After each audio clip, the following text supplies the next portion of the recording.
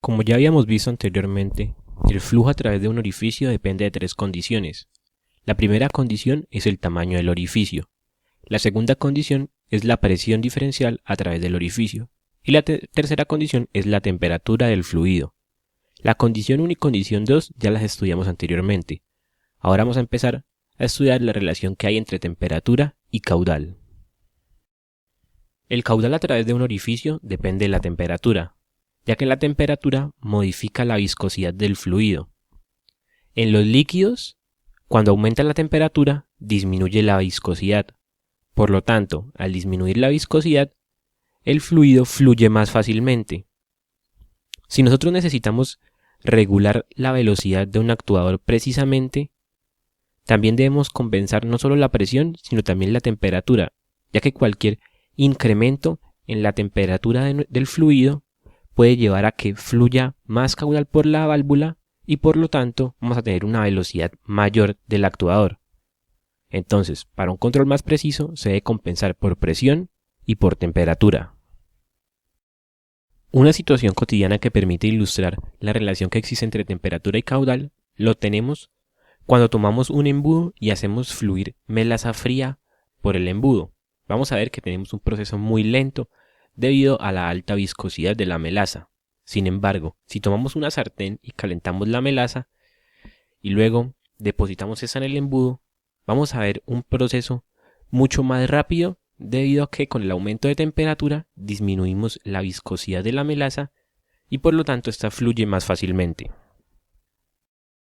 ¿Cómo podemos compensar los cambios de temperatura en el fluido para obtener un caudal constante? Esto se logra usando una varilla de aluminio o una varilla bimetálica.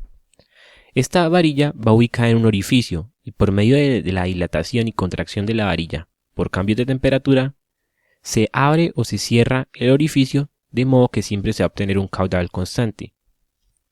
Las válvulas que incorporan esta varilla bimetálica o aluminio son las válvulas compensadas por presión y temperatura.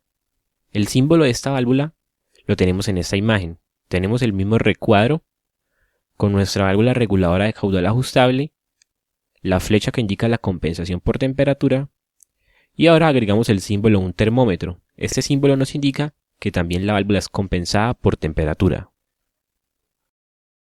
¿Cómo funciona la compensación por temperatura? Supongamos que tenemos esta válvula y en un instante dado la temperatura del fluido aumentó. Como la temperatura aumentó, la viscosidad disminuyó y por lo tanto fluye más fácilmente. Vamos a tener una mayor cantidad de caudal pasando por acá. Al mismo tiempo que la temperatura aumenta, esta varilla se dilata, por lo tanto va a estrechar más este conducto. Por lo tanto, el aumento que teníamos de caudal debido al cambio en la temperatura se va a compensar con un estrechamiento mayor. Una vez el fluido disipe este calor, la varilla bimetálica o de aluminio se va a contraer y va a abrir el estrechamiento y por lo tanto vamos a tener siempre un caudal constante de salida. En esta imagen tenemos una válvula reguladora de caudal compensada por presión y por temperatura de Vickers. Esta válvula tiene un puerto de entrada y un puerto de salida regulada. Acá en esta parte encontramos el obturador compensador con su respectivo resorte y el canal piloto para el compensador. Acá en esta parte tenemos ya el compensador de temperatura. Acá tenemos el vástago que regula el estrangulamiento de la válvula de aguja y acá tenemos el estrangulamiento. En esta parte vemos la varilla compensadora que se dilata para cerrar el estrechamiento o que se contrae para poder permitir mayor paso de fluido.